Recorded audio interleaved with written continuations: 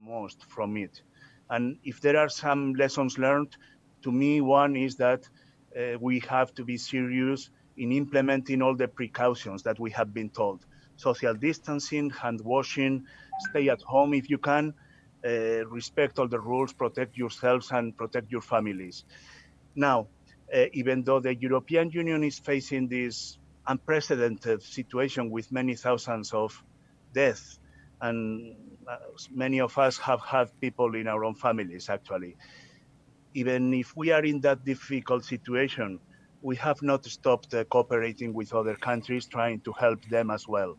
On the contrary, we have increased our activity. I can tell you that we are now, as we speak, part of my staff is working hard to try to identify actions against COVID in Guyana, in Suriname, and also in the 7 Caribbean islands that this delegation is responsible for.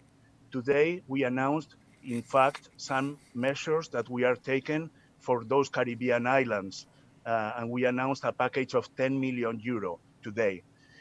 We are also, I would be very happy if we can also advance with Guyana as quickly as possible. And certainly, we will do everything we can. I anticipate that this week we will also be donating a number of computers, other material. Like I said before, if sanctions come on Guyana, for people like me and you, if we ain't effective, we ain't gonna nothing to stay. Such a crock of shit. 2020 that they would have been sanctions. Has there been any proposal on the table at the European level or the European Union level uh, to put sanctions in Guyana? And what kind of sanctions are we talking about, if so? Yeah. Well, I want to be very, very clear on that.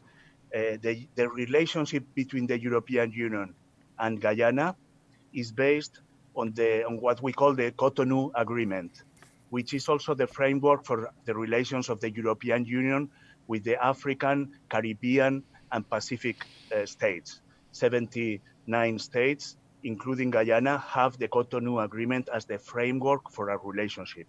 And in that agreement that we have both signed, that agreement is based on fundamental principles, which are common. It's not our principles, your principles, it's the shared principles on which our relationship is built.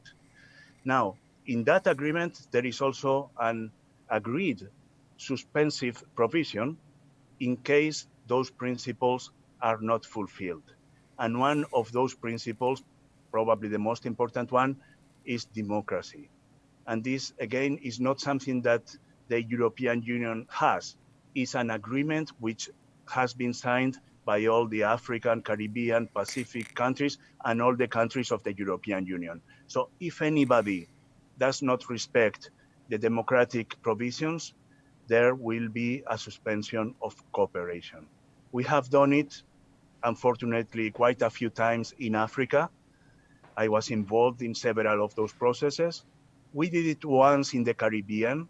It was in Haiti several years ago. And if there is a breach of democracy, we will do it. We will have to do it because we are bound by those provisions.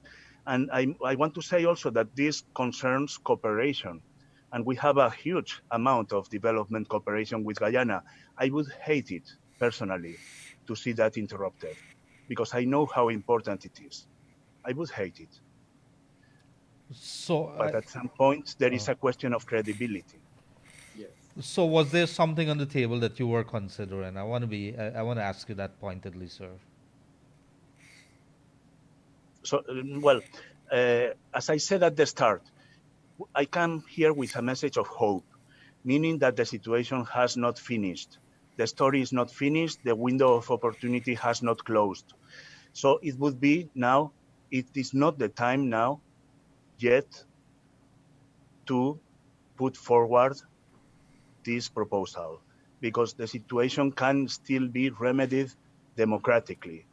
But of course, if situations like this are not remedied democratically, then the European Union has always the duty and the determination to act according to the principles that we share.